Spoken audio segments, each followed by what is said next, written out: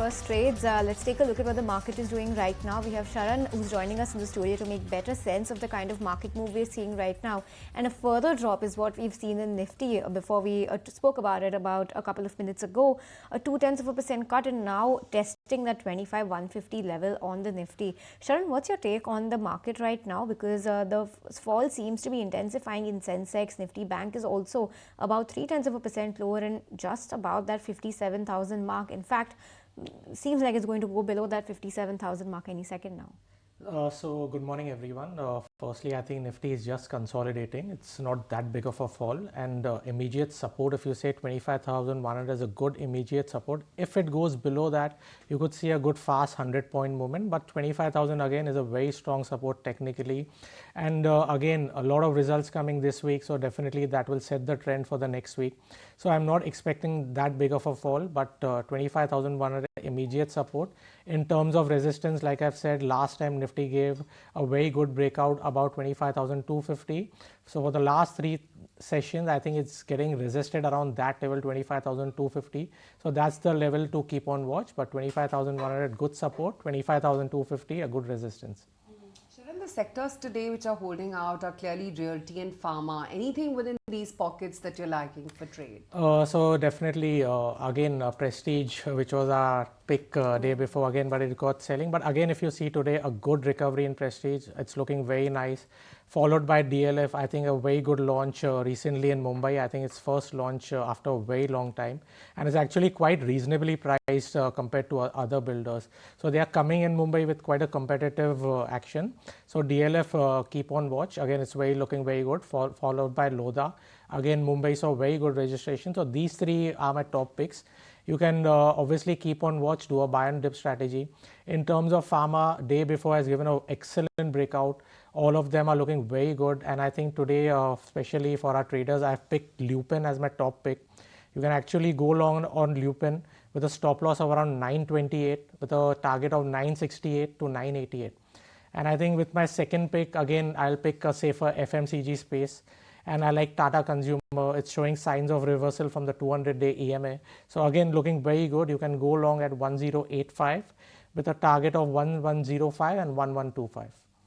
All right, so Lupin and Tata Consumers, they are looking good to Sharan right now. But Sharan, off late, all these gap good companies that are doing well, we tried to catch the move in Cummins India. I think that was one of the stocks that you highlighted. But today, actually, Thermax is doing very well.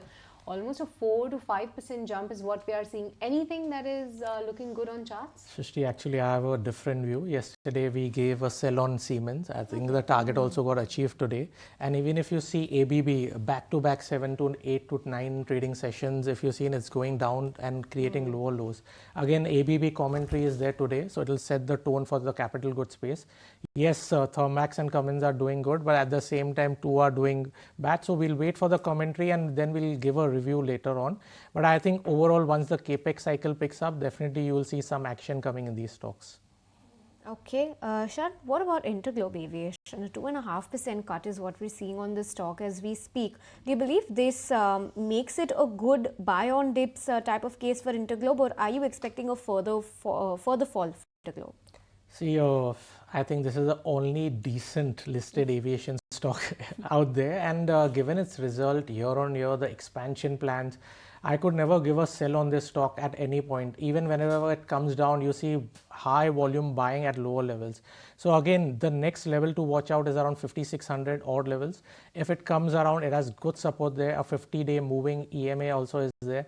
So even if it comes down, I think create a buy on dip strategy, looking at the sector, looking at the growth of the company. I think higher levels are just around the corner. For me personally, I think it can achieve targets of around 6,200 to 6,400 in the next 3 to 4 months. Right. I just want to address some of the other newsmakers, and we were just chatting about Pharma. Of course, Glenmark in their in their analyst call takeaways, they've highlighted that they're looking the consolidated margins to actually rise to 23% in the full year numbers. Hindustan Zinc, of course, is the other stock which is in focus. And then, of course, because of the Alcoa numbers, we've been flagging off as to how both Nalco as well as Hindalco also stand to get benefit. Remember, Alcoa has posted better than anticipated numbers, so all eyes now are on Hindalco and Nalco as to what they're going to do. Other than that, this Tech Mahindra, the numbers have been, of course, weak.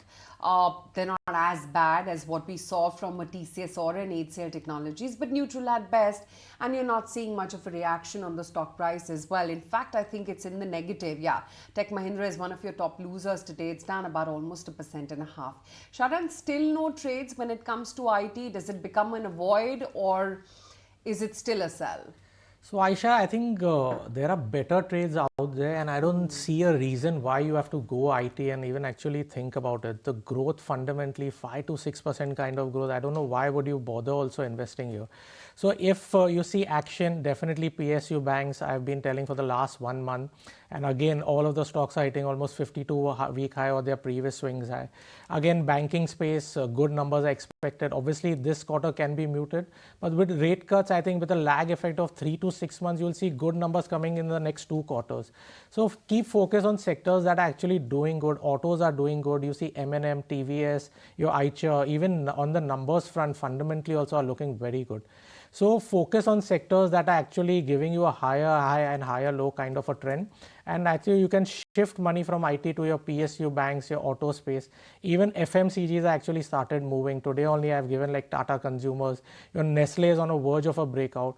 So look there for the next at least 2 to 3 weeks. You'll make good money there.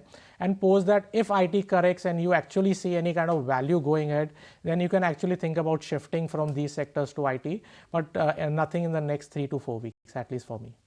Sharan, so that's your take on consumers, and you were talking about Tata Consumer, but what I can see today doing very well is Godrej Consumers and Varun Beverages too. Varun Beverages, of course, we had a block deal yesterday close to the session end, but what's your take on Godrej Consumers and Varun Beverages, because these two stocks are also holding up quite well today in the entire FMCG basket? So Sneh, we just discussed, I think in Swadesh, Varun Beverages. I think it has made a medium term low, I think around 450 odd levels. So I was just discussing, I don't need to see the chart also, but again, you've seen good block deals. I think value buying is coming in, and I think PepsiCo is going to have a result, and they always mention India, how India is doing. So again, a good commentary is expected at the end of the day. But even with that, I would suggest like Reliance has come up with a new product, and 2 more local guys have come out, and they are seeing actually good distribution and good pickup in sales. So definitely competition is going to increase. Now Coke and Pepsi are not the only 2 beverages out there. They have a lot of competition from Sting, Reliance again coming up with 2-3 products. So we'll have to wait and watch. For me, more or less a bottom is there around 450 odd levels. So if anyone is actually long in the stock, has position, but do keep a stop loss of around 450. Okay.